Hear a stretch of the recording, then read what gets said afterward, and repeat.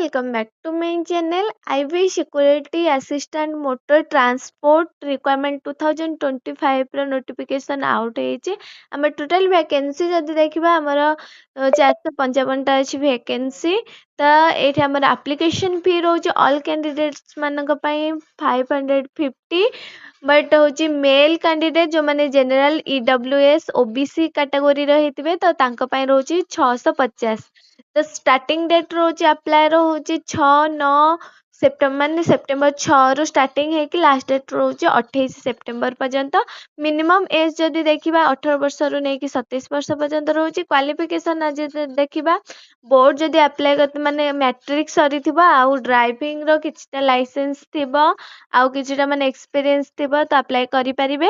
Salary ଯଦି ଦେଖିବା 21,700ରୁ ନେଇକି 70,000 ପର୍ଯ୍ୟନ୍ତ ରହୁଛି। ଯେଉଁମାନେ ବି ଇଣ୍ଟରେଷ୍ଟେଡ୍ ଅଛନ୍ତି ଅଲରେଡ଼ି ଯାଇକି ଆପ୍ଲାଏ କରିନିଅନ୍ତୁ।